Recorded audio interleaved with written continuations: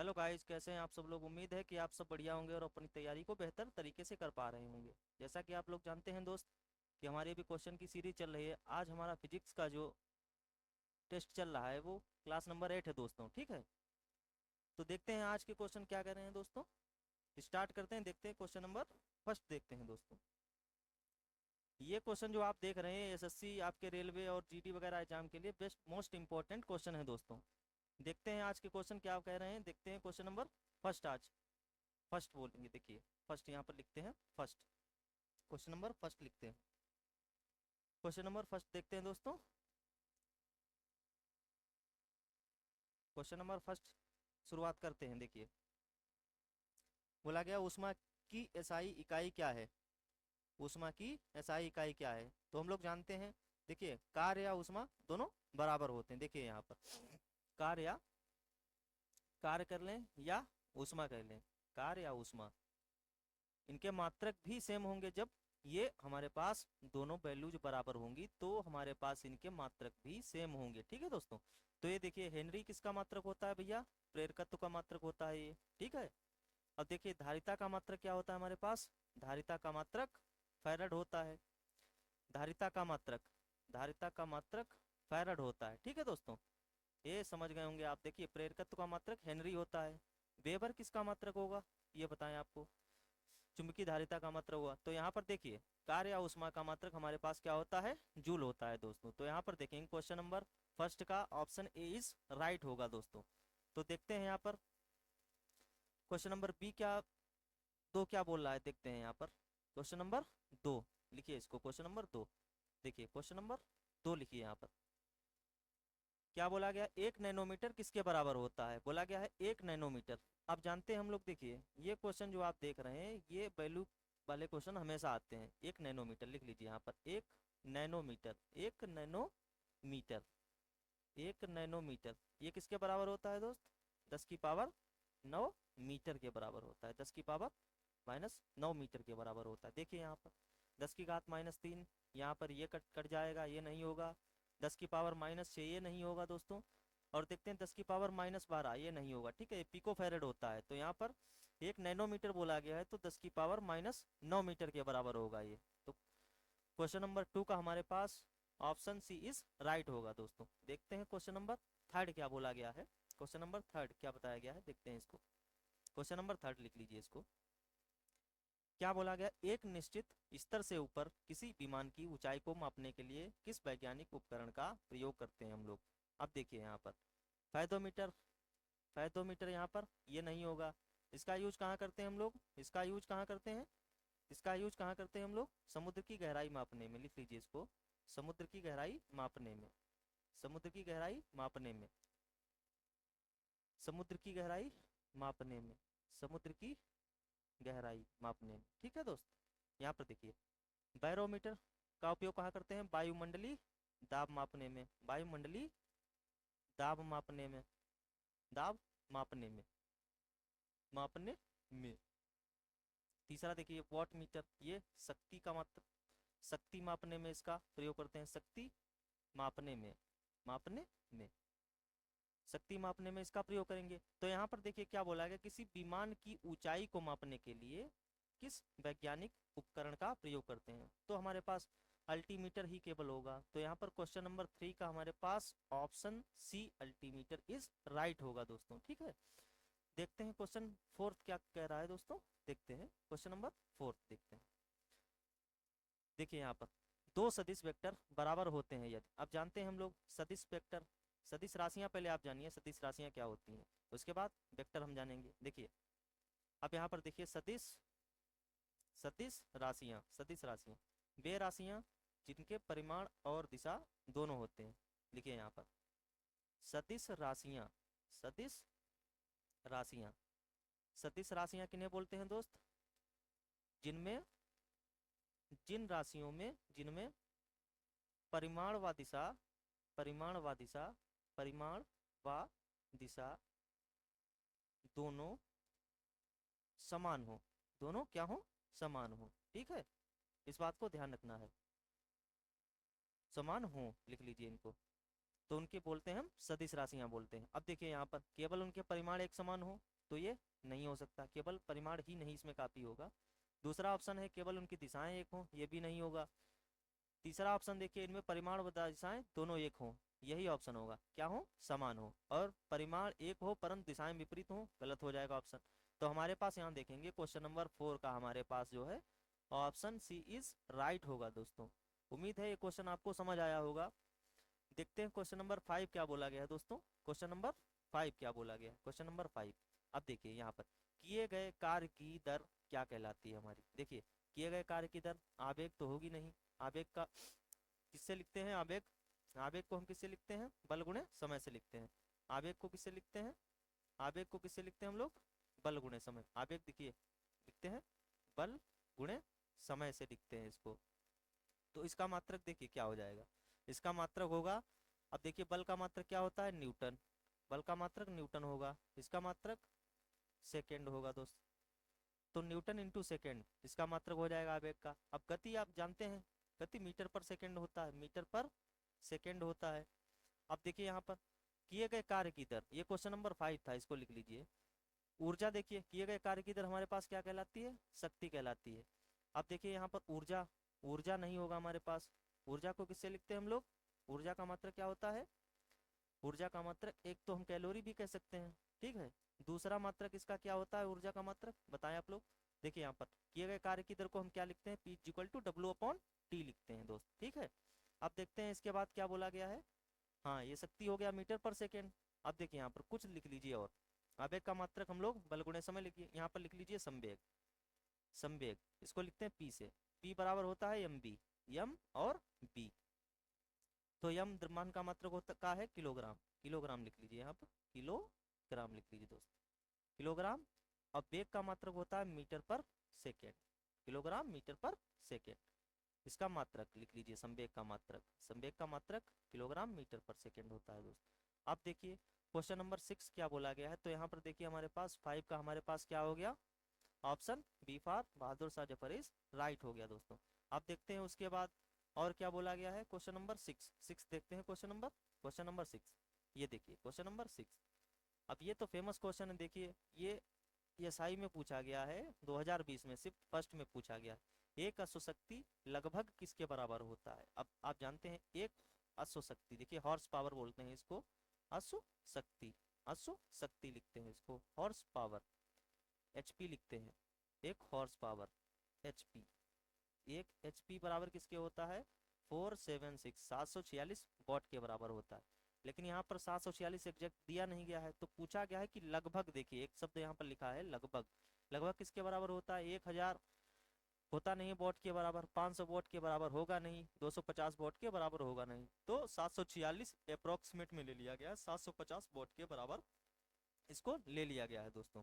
अब देखिए यहाँ पर इतना आप समझ गए। देखते हैं क्वेश्चन नंबर 7 इसके बाद क्या बोला गया है। क्वेश्चन नंबर 7 देखिए, क्वेश्चन नंबर 7 देखिए दोस्त, क्वेश्चन नंबर 7 लिखिए यहाँ पर।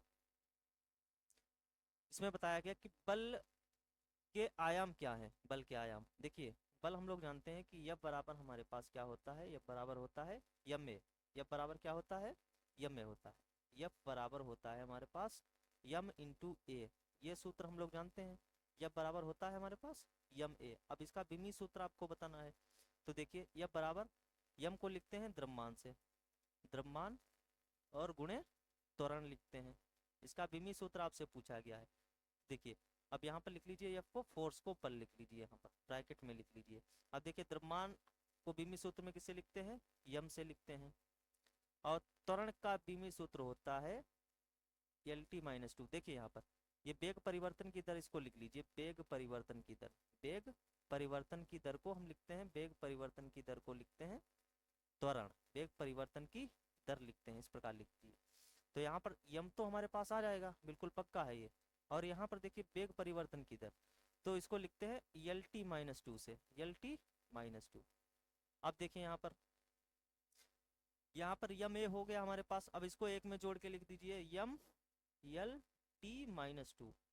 अब आप लोग ये समझ रहे होंगे कि यहाँ पर देखिए द्रव्यमान के लिए मैंने लिखा यम, द्रव्यमान का विमी सूत्र के लिए मैंने मास, मास को लिखते हैं यम से, द्रव्यमान को लिखते हैं यम से, और त्वरण को किससे लिखते हैं, त्वरण एल टी माइनस टू, किससे लिखते हैं, एल टी माइनस टू।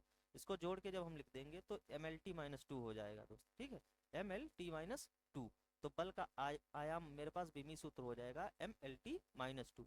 अर्थात यहाँ पर क्वेश्चन 7 का हमारे पास option C for Chaplin is right होगा दोस्तों। देखिए एम एल की power minus three T zero, ये नहीं होगा हमारे पास। यहाँ पर देखिए एम की power zero L T minus one, ये नहीं होगा। एम की power zero L cube T zero, ये नहीं होगा हमारे पास। तो हमारे पास केवल ऑप्शन बचेगा सी फॉर चैपलिन। देखते हैं क्वेश्चन नंबर 8 क्या बताया गया है, देखते हैं क्वेश्चन नंबर 8 क्या बताया गया है। क्वेश्चन नंबर 8 देखिए यहाँ पर, क्वेश्चन नंबर 8 बोला गया नाइट्रिक एसिड का आणविक द्रव्यमान कितना होता है, ये बताया गया है नाइट्रिक एसिड। अब नाइट्रिक एसिड का आप लोग देखिए सूत्र पहले जानते हो इसके लिए। अब नाइट्रिक एसिड का आपको अगर सूत्र नहीं पता है तो कैसे इसको कर पाएंगे। देखिए नाइट्रिक एसिड को हम लिखते हैं, नाइट्रिक एसिड, नाइट्रिक एसिड इसको लिखते हैं HNO3 से। नाइट्रिक एसिड को लिखते हैं हम लोग HNO3 से लिखते हैं। कुछ लिख लीजिए इंपॉर्टेंट सूत्र यहाँ पर लिख लीजिए। देखिए सल्फ्यूरिक एसिड को लिखते हैं हम लोग sulphuric acid, sulphuric acid, sulphuric acid लिखते हैं H2SO4 से, H2SO4 से। और हाइड्रोक्लोरिक एसिड को लिखते हैं, हाइड्रोक्लोरिक एसिड को किससे लिखते हैं, HCl से।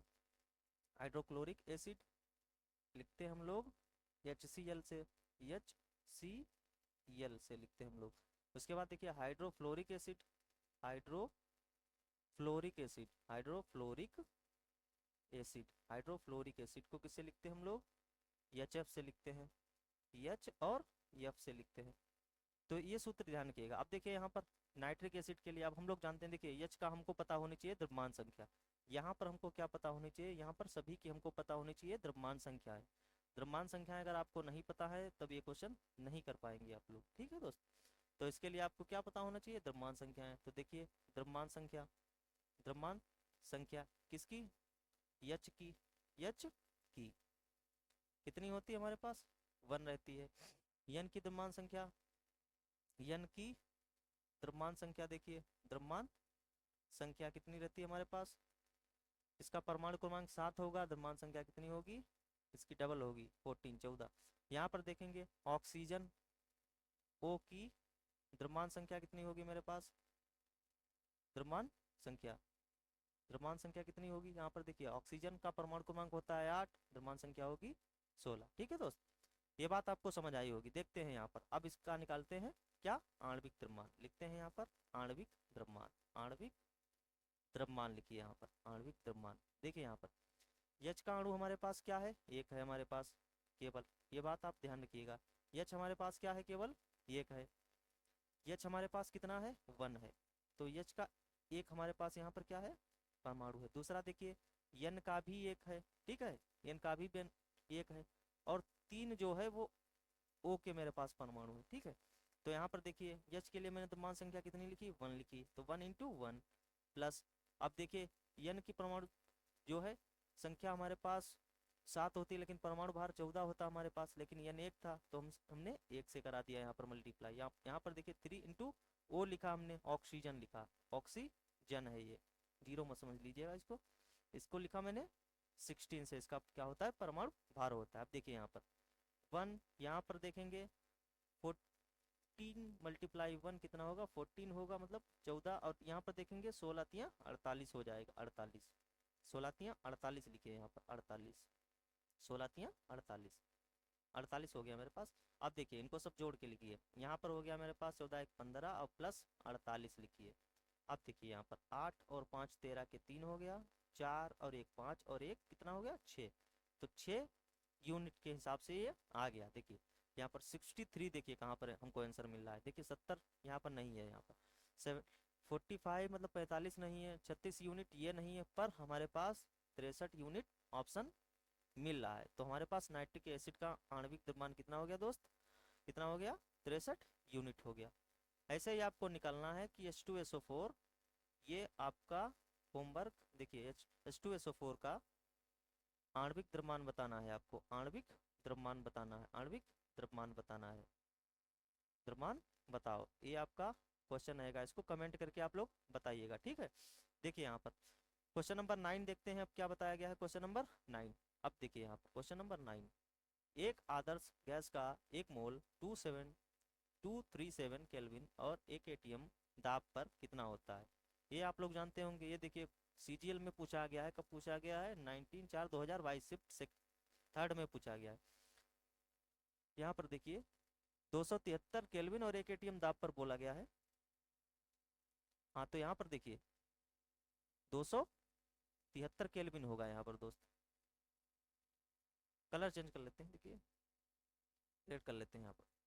अब देखिए यहाँ पर एक आदर्श गैस का एक मोल 273 केल्विन और 1 atm दाब पर जो है 10 लीटर आयतन में होता है। तो ये हम जानते हैं, देखिए 22.4 लीटर होता है। ये एग्जैक्ट डाटा आपको मिल जाएगा, बुक में भी लिखा हुआ अगर देखेंगे आप लोग। इसको जो है इसको ट्रिक से कुछ बताने की जरूरत नहीं है, 22.4 होता है, बिल्कुल एग्जैक्ट होता है। ठीक है दोस्त। तो सीजीएल पूछा गया है टीयर फर्स्ट 19/4/2022 शिफ्ट थर्ड में पूछा गया है ये। ठीक है, तो इसको आप ऐसे ही याद कर लीजिएगा, इसको ट्रिक से बताने की जरूरत नहीं है दोस्त। तो यहाँ पर 9 का हमारे पास A for Alamgir is right option होगा। देखते हैं क्वेश्चन नंबर 10 क्या बोला गया है। क्वेश्चन नंबर 10 क्या बोला गया है? 10 देखिए यहाँ पर 10, क्वेश्चन नंबर 10। इसको हम बताए थे एक बार पहले, थर्ड हमारी क्लास में लगभग ये क्वेश्चन हो चुका है, बताए थे आपको। 10 है यहाँ पर, किसी परमाणु में n कोष में कितने इलेक्ट्रॉनों को रखा जा सकता है। इसके लिए आपको हम बताए थे, देखिए बताते हैं फिर से। यहाँ पर अगर हम इसको इस प्रकार से बना लें, ये हमारे पास कौन सा कोष होगा? के हो जाएगा। इसके ऊपर अगर हम बना लें, ये हमारे पास कौन सा हो जाएगा? यल हो जाएगा। इसके ऊपर अगर हम बना लें, ये कोष अगर लगातार कंटिन्यू बनाए तो हमारे पास ये हो जाएगा यम हो जाएगा। अगर इसके ऊपर हम एक और गोला बना लें, इसको हम बोलें कि यन कोष है हमारे पास, ये कौन सा कोष है दोस्त? यन कोष है। तो देख लीजिए यहाँ पर जो के कोष है हमारे पास, उसके लिए जो है अगर हम मान रखें तो यहाँ पर, तो हमारे पास के लिए होता है मान n का 1 होता है। दूसरा यल के लिए n का मान 2 होता है। यम के लिए n का मान 3 होता है। n के लिए n का मान 4 होता है। तो देखिए अगर आपको जो है इलेक्ट्रॉनों की संख्या बतानी है, इलेक्ट्रॉनों की संख्या बतानी है, की संख्या, तो उसके लिए फार्मूला क्या होता है? 2n square, 2n square formula होता है, जिसे आपको के कोष में बताना है। देखिए के कोष के लिए, के कोष के लिए, के कोष के लिए आपको बताना है तो क्या करना है? 2 और n का मान कितना रख देना है? आपको 1 रख देना है। 2 × 1 का स्क्वायर इक्वल टू 2। देखिए यहाँ पर के कोष के लिए आपको जो है मिल गया 2। अब उसके बाद देखिए ऐसे ही आपको अगर निकालना हो किसके लिए? यल के लिए निकालना हो तो यल कोष के लिए, देखिए यल कोष के लिए जब हम करेंगे यही लिख लेना है। तो इसमें क्या है? n का मान कितना रख देना है? 2 रख देना है। n का मान 2 रख देना है। तो यहाँ पर देखिए 2 × 2 का स्क्वायर 4, तो कितना आ गया? 8। वैसे हम लोग पढ़ते हैं वैसे भी 2 8 पढ़ते हैं, फिर उसके बाद 18 पढ़ते हैं, उसके बाद 32 पढ़ते हैं। ये इसी फार्मूले से आता है 2 8 18 32। देखिए अब उसके बाद यम के लिए जब हम निकालेंगे, यम के लिए जब हम निकालेंगे तो यहाँ पर क्या करेंगे?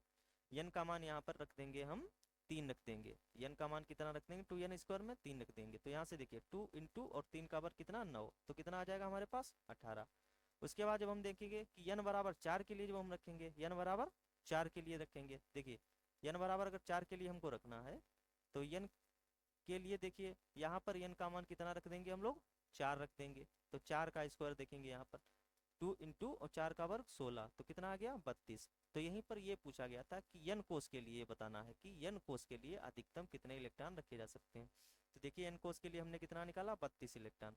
तो यहाँ पर 4 देखिए 32 कहाँ मिला? ये देखिए हमको डी ऑप्शन में मिल रहा है। तो यहाँ पर देखिए 10 का हमारे पास D for Dharmasena is right option होगा दोस्तों। ठीक है, उम्मीद है कि ये कैलकुलेशन आप लोग समझे होंगे, क्वेश्चन लगाने का तरीका। देखते हैं क्वेश्चन नंबर 11 क्या बोला गया। क्वेश्चन नंबर 11 देखिए, 11 देखिए, निम्नलिखित में से किसके एक समस्थानिक के रूप में ड्यूटेरियम होता है। अब देखिए यहाँ पर ये इंपॉर्टेंट क्वेश्चन है, यहाँ पर इसको 4 स्टार लगा लीजिए आप लोग, इसमें एक पूछा जाएगा। अब देखिए यहाँ पर ये ड्यूटेरियम बोला गया है। देखिए हाइड्रोजन लिखिए यहाँ पर, हाइड्रोजन, हाइड्रोजन, हाइड्रोजन। इसके समस्थानिक कितने होते हैं? समस्थानिक होते हैं 3 समस्थानिक, समस्थानिक इसके समस्थानिक होते हैं 3। पहला होता है हमारे पास प्रोटियम, पहला कौन सा होता है? प्रोटियम, इसको लिखते हैं हम लोग 1H1 से। दूसरा लिखते हैं ड्यूटीरियम, ड्यूटीरियम, ड्यूटीरियम, इसको लिखते हैं 1H2 से।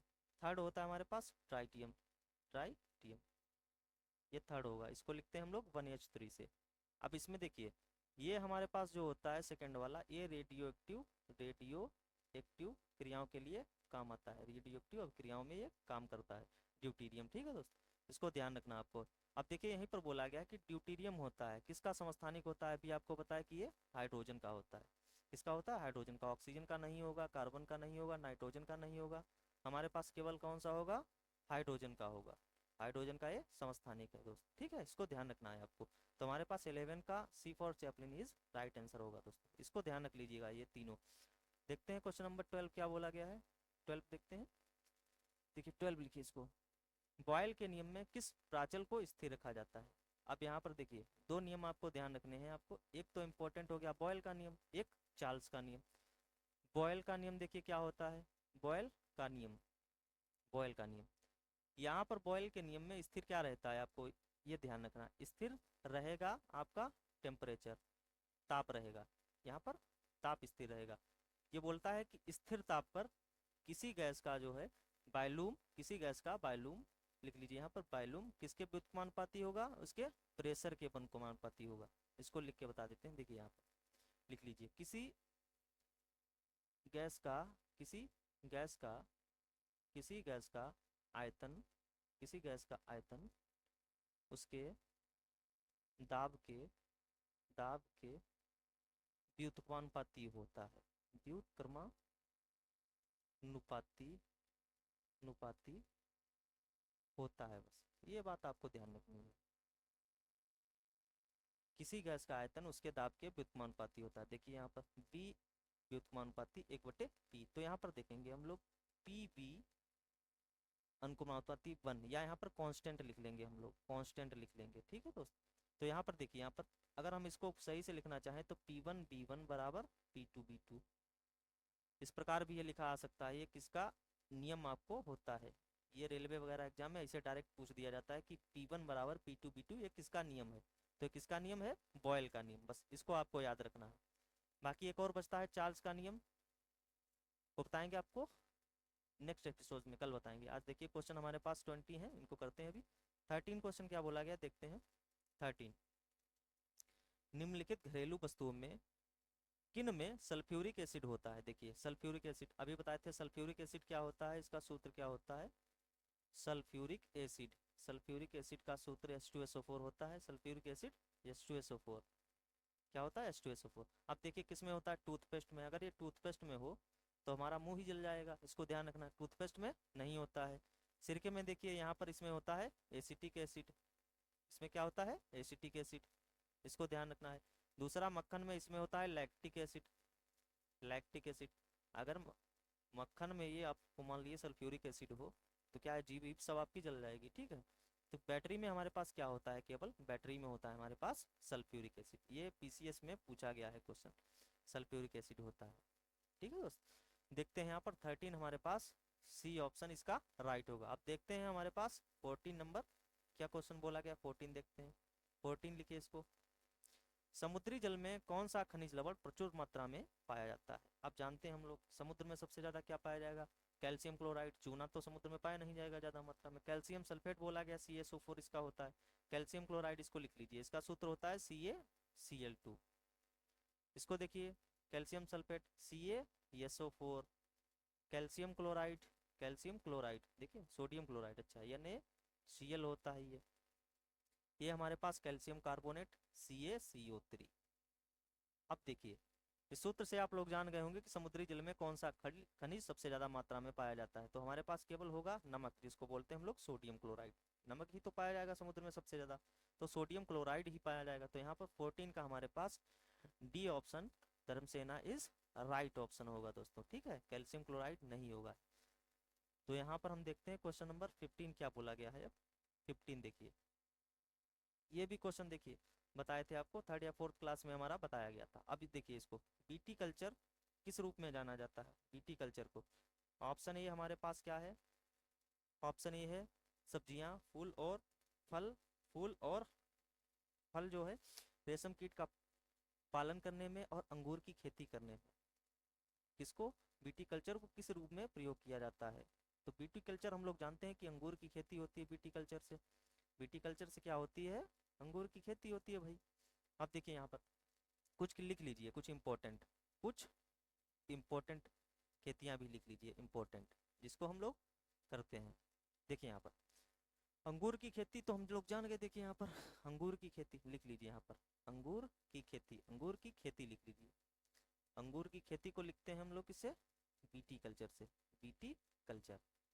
बार बार ना बताना पड़े, इनको आप लोग याद कर लीजिएगा। देखिए बीटी कल्चर हो गया। उसके बाद देख लीजिए, उसके बाद चेंज कर लें कलर। अब उसके बाद देखिए मधुमक्खी पालन को क्या लिखते हैं हम लोग? मधुमक्खी मक्खी पालन। मधुमक्खी पालन को हम लोग किससे लिखते हैं? मधुमक्खी पालन को लिखते हैं एपी कल्चर, एपी कल्चर लिखते हैं। रेशम कीट का पालन सेरीकल्चर, रेशम कीट को बोलते हैं हम लोग सेरीकल्चर, सेरीकल्चर। इसको आपको ध्यान रखना है, ये इंपॉर्टेंट है।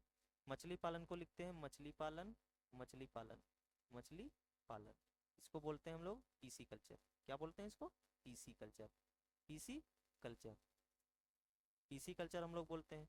उसके बाद देखिए सब्जी की खेती हम लोग करेंगे जब, सब्जी की खेती को बोलते हैं हम लोग ओलेरी कल्चर, ओलेरी कल्चर बोलते हैं इसको। ठीक है, इसको ध्यान रखना है। अब देखिए यहाँ पर फलों की खेती हम लोग करते हैं, फलों की खेती के लिए हम लोग इसको क्या बोलते हैं? पोमोलॉजी। क्या बोलते हैं इसको? पोमोलॉजी बोलते हैं। अब उसके बाद देखिए फूलों की खेती को क्या बोलते हैं? फ्लोरिकल्चर। फूलों की खेती को क्या बोलते हैं? फ्लोरिकल्चर भैया, फ्लोरिकल्चर। इस बात को आपको ध्यान रखना। देखिए इंपॉर्टेंट आपको ये बताए गए हैं, इनको ध्यान रखना है आपको। अंगूर की खेती को हम लोग बोलते हैं बीटी कल्चर, मधुमक्खी पालन को बोलते हैं एपी कल्चर। तो यहाँ पर ये पूछा गया है, देखिए बीटी कल्चर किसको बोलते हैं? अंगूर की खेती को, बस अंगूर की खेती को केवल बोलते हैं। ठीक है, और फलों व सब्जियों की खेती करने को हम लोग बोलते हैं हार्टिकल्चर। इसको ध्यान रखना है आपको। देखते हैं क्वेश्चन नंबर 16 क्या बोला गया है। 16, क्वेश्चन नंबर 16, इसको लिखिए। एक केंद्रक झिल्ली के साथ एक सुव्यवस्थित केंद्रक वाली कोशिकाओं को किस रूप में नामित किया जाता है? अब देखिए यहाँ पर क्या बोला गया है? केंद्रक झिल्ली के साथ सुव्यवस्थित केंद्रक वाली कोशिकाएं होनी चाहिए भैया, बस केंद्रक के साथ। तो इनको क्या बोलते हैं हम लोग? बोलते हैं यूकोरियोटिक सेल बोलते हैं, यूकैरियोटिक कोशिका बोलते हैं इनको। ठीक है, प्रोकैरियोटिक कोशिका में क्या होता है? केंद्रक नहीं होता, इसमें केंद्रक नहीं होता है, केंद्रक नहीं होगा। ठीक है, यूकैरियोटिक। यहाँ पर यही बोला गया है, देखिए केंद्रक झिल्ली के साथ सुव्यवस्थित केंद्रक किसमें होगा? यूकैरियोटिक में होगा भैया, ये आपको ध्यान रखना है बस। प्रोकैरियोटिक में केंद्रक नहीं होगा, ऑटोकैरियोटिक ये नहीं होता है, गाल कोशिकाएं ये नहीं होता है कोई, इस बात को ध्यान रखना है। तो 16 का हमारे पास ये ऑप्शन इज राइट होगा दोस्त। देखते हैं यहाँ पर 17 क्या बोला गया है। क्वेश्चन 17, कौन पहले व्यक्ति थे जिन्होंने कोशिका की खोज की थी? अब कोशिका की खोज आप तो जानते हैं कि रॉबर्ट हुक किए थे, इसमें बताने की जरूरत नहीं। कब किए थे ये भैया? कमेंट करके बताओ। 1665 ईस्वी में किए थे। किसमें किए थे ये बताओ? जीवित कोशिका की किए थे कि मृत की किए थे? जीवित कोशिका थी या मृत? जीवित कोशिका थी या मृत? या मृत कोशिका पर किए? मृत कोशिका पर। ये आप लोगों को बताना है, ठीक है, ये आपको बताना है। जीवित पर एक खोज किए थे या मृत कोशिका पर किए थे, आपको बताना है हमारे इसी चैनल पर। देखते हैं क्वेश्चन नंबर 18 क्या बोला गया है। 18 लिख लीजिए यहाँ पर। निम्नलिखित में से किस खनिज द्वारा थायरॉक्सिन हार्मोन का संश्लेषण किया जाता है? देखिए थायरॉक्सिन द्वारा आयरन का संश्लेषण किया जाता है, या आयोडीन का किया जाता है, या हमारे पास कैल्शियम का किया जाता है, या कोबाल्ट का किया जाता है। अब देखिए यहाँ पर थायरॉक्सिन, ये कहाँ पर पाया जाएगा? थायरॉक्सिन हार्मोन थायराइड ग्लैंड स्रावित करती है, तो ये इसमें क्या होगा? आयोडीन ही होगा। केवल आयोडीन होगा हमारे पास जो कि थायरॉक्सिन को रिलीज करेगा दोस्त। ठीक है, इस बात को आपको ध्यान रखना है बस। आयरन नहीं होगा, कैल्शियम नहीं होगा, कोबाल्ट नहीं होगा। ठीक है, तो आयोडीन ही होता है हमारे पास जो थायरॉक्सिन हार्मोन का संश्लेषण करता है। देखते हैं 19 क्वेश्चन क्या बोला गया है। 19 क्वेश्चन क्या बोला गया है, 19 लिख लीजिए इसको। देखिए यहाँ पर, अब यहाँ पर अगर हम देखिए ये पीसीएस लेवल का क्वेश्चन है, एक अच्छा क्वेश्चन है जो कि हमारे पास एसएससी वगैरह एग्जाम में अच्छे लेवल में पूछा जाता है। यहाँ पर देखिए क्वेश्चन 19 में देखिए टाइलिन दिया है, पेप्सिन दिया है, एल्काइन और माल्टेस। अब यहाँ पर जानते हैं देखिए टाइलिन कहाँ से रिलीज होता है भैया, देखिए छोटी यहाँ से तो होगा नहीं, मैचिंग करना है, केवल एक मिला ले यहाँ से काम हो जाएगा हमारा। टाइलिन कहाँ पाया जाएगा, मुख में पाया जाएगा, मतलब लार ग्रंथियों से। तो देखिए यहाँ पर फर्स्ट का बी कहाँ मिल रहा है हमारे पास, फर्स्ट का डी मिल रहा तो ये ऐसे कट गया हमारे पास, फर्स्ट का ए मिल रहा है ऐसे ही कट गया, फर्स्ट का भी मिल रहा, यही ऑप्शन हमारे पास सही होगा, फर्स्ट का इसमें ए वैसे कट गया हमारे पास। केवल एक ऑप्शन से हमारा काम चल जाता है कभी कभी इसमें, अगर आप दिमाग लगाएं थोड़ा सा तो ये बिल्कुल ऐसे नॉर्मल क्वेश्चन हो जाते हैं आपके लिए बिल्कुल आसान। ठीक है, तो 19 का हमारे पास सी ऑप्शन इज राइट होगा दोस्तों। देखते हैं 20 हमारे पास क्वेश्चन क्या है। 20 20 लिखे यहाँ पर देखिए, द्विपदीय नामकरण पद्धति की स्थापना किसके द्वारा की गई, Charles Darwin, Robert nucleus, Karl Linnaeus और लेमार्क। अब जानते हैं हम द्विनाम पद्धति के जन्मदाता हमारे पास कौन थे, द्विनाम पद्धति के जन्मदाता, द्विनाम पद्धति जन्मदाता कौन थे, द्विनाम पद्धति के जन्मदाता कौन थे हमारे पास, कैरोलस लिनियस, कैरोलस लिनियस। बस बस इसको ध्यान रखना है। तो यहाँ पर मिल गया हमारे पास, द्विपदीय नामकरण पद्धति किसने दी भैया, कार्ल, यहाँ पर नाम लिखा है, थोड़ा आप कंफ्यूज मत होइएगा, कैरोलस लिनियस को कार्ल बोलते हैं कभी कभी, ठीक है, इसको ध्यान रखना है। तो द्विपदीय नामकरण पद्धति के जन्मदाता थे कार्ल लिनियस, बस इसको ध्यान रखना आपको। लेमार्क नहीं थे हमारे पास, रॉबर्ट न्यूक्लियस नहीं थे, चार्ल्स डार्विन ये नहीं थे, ठीक है। प्रगतिवाद का सिद्धांत ये थे चार्ल्स डार्विन। देखते हैं 21 क्वेश्चन क्या बताया जा रहा है इसमें, 21 देखते हैं। 21 लिखिए इसको, न्यूटन का प्रथम नियम। अब देखिए न्यूटन का प्रथम नियम इंपॉर्टेंट है, घर्षण का नियम बोलते हैं इसको, आघूर्ण का नियम बोलते हैं, जड़त्व का नियम बोलते हैं या गति का नियम बोलते हैं। देखिए न्यूटन हमारे पास कितने नियम दिए थे, 3 नियम दिए थे। तो न्यूटन का जो प्रथम नियम होता है, प्रथम नियम, प्रथम नियम इसको बोलते हैं हम लोग जड़त्व का नियम, इसको बोलते हैं जड़त्व का नियम, जड़त्व का नियम बोलते हैं इसको। दूसरे नियम को क्या बोलते हैं, सेकंड नियम को क्या बोलते हैं, सेकंड नियम को हम लोग बोलते हैं, इसको बोलते हैं, इसमें क्या होता है देखिए, बल किसके बराबर होता है हमारे पास, संवेग के बराबर, ठीक है। तो बल इसमें संवेग परिवर्तन के बराबर की दर के बराबर होगा, बल संवेग परिवर्तन की दर के बराबर होगा, संवेग परिवर्तन की दर के बराबर होता है, के बराबर होता है, बराबर होता है। तीसरा हमारे पास नियम क्या होता है, इसको बोलते हैं हम लोग थर्ड थर्ड लॉ न्यूटन का, इसको बोलते हैं क्रिया प्रतिक्रिया का नियम, इसको क्या बोलते हैं, क्रिया प्रतिक्रिया का नियम, क्रिया प्रतिक्रिया का नियम, क्रिया प्रतिक्रिया का नियम। बस इसको ध्यान रखना है, ये 3 नियम आपको अगर याद हैं तो आप बता देंगे इनको। प्रथम नियम को बोलते हैं हम जड़त्व का नियम, सेकंड को बल संवेग परिवर्तन की दर के बराबर होता है, तीसरा भैया क्रिया प्रतिक्रिया का नियम बोलते हैं, ठीक है। तो प्रथम नियम किसके बराबर हुआ, जड़त्व के नियम के बराबर होता है। तो 21 का हमारे पास C option, C for Chaplin is right होगा। देखते हैं 22 क्या बताया गया है। 22 में 22 लिखिए इसको, देखिए आप, पिता के गुणसूत्रों के किस संयोजन से लड़की का जन्म होता है। देखिए यहाँ पर, अब देखिए यहाँ पर अगर हमारे पास गुणसूत्र की बात करें, देखिए यहाँ पर गुणसूत्र, गुणसूत्र, अब लड़का या लड़की के लिए जो है पिता जिम्मेदार होता है। अब यहाँ पर देखिए अगर पिता, देखिए यहाँ पर पिता के पास और माता के पास दो लोग हैं यहाँ पर, तो माता के पास हमारे पास कौन कौन से गुणसूत्र होंगे, यक्स यक्स होते हैं भैया, पिता के पास हमारे पास यक्स और बाई होते हैं। कलर चेंज कर लेते हैं, आपको समझ आया अच्छे से। देखिए यहाँ पर अगर मैंने बताया कि पिता का यक्स गुणसूत्र गया और माता का भी यक्स गुणसूत्र मिल गया, तो यहाँ पर क्या होगा, लड़की का जन्म होगा। यक्स और यक्स गुणसूत्र अगर मिल गया तो लड़की का जन्म होगा। अगर दूसरा अगर देख लिया जाए, दूसरा अगर देख लिया जाए कि पिता का एक गुणसूत्र बाई मिल गया और माता का एक गुणसूत्र यक्स मिल गया, तो यहाँ पर किसका जन्म होगा, यहाँ पर बॉय का जन्म होगा। बस इसको ध्यान रखना है। मतलब अगर यक्स यक्स मिल रहे हैं, देखिए यक्स यक्स जब मिलेंगे, यहाँ पर यक्स यक्स मिलेंगे दो, तब लड़की का जन्म होगा। और यहाँ पर देखिए यक्स वाई अगर गुणसूत्र मिल रहे हैं तो उसके लिए जिम्मेदार पिता होगा, जो जिससे लड़के का जन्म होगा। बस यहाँ पर ये बात आपको ध्यान रखनी है। तो यहाँ पर लड़की का जन्म होता है तो उसके लिए हमारे पास 2 यक्स गुणसूत्र होते हैं दोस्तों, ठीक है। 22 का हमारे पास B for Bahadur Shah Zafar is right answer होगा। देखते हैं 23 क्वेश्चन क्या बोला गया है। 23 अब इसमें देखिए बोला गया, एक बाघ और बंदर के बीच निम्नलिखित में से कौन सी बात अलग है। बाघ और बंदर के बीच में कौन कौन सी, देखिए राज्य कल बताए थे आपको, क्रम बताए थे, एक हम वंश बताए थे, पहले जाति थी, वंश थी, क्रम था, ये सब वर्ग था, और संघ था, जगत बना था उससे। तो यहाँ पर देखेंगे बाघ और बंदर के बीच निम्नलिखित में से कौन सी बात अलग है। तो यहाँ पर बात केवल क्रम की अलग होगी भैया, ठीक है, क्योंकि एक बाघ है एक बंदर है, तो यहाँ पर क्रम उनका दोनों का अलग होगा दोस्तों, इस बात को आपको ध्यान रखना है बस, ठीक है। तो क्वेश्चन नंबर 23 का हमारे पास C for Chaplin is right answer होगा दोस्तों। कब पूछा गया है? 10+2 CHSL पूछा गया है हमारे पास, 17 का क्वेश्चन है ये। तो देखते हैं अब क्वेश्चन नहीं, ठीक है दोस्तों। उम्मीद है कि ये 23 क्वेश्चन आपको बहुत समझ आए होंगे, और PDF लेने के लिए हमारे टेलीग्राम चैनल को जो है ज्वाइन कर लें दोस्तों। ठीक है, मिलते हैं नेक्स्ट एपिसोड में। जय हिंद, जय भारत।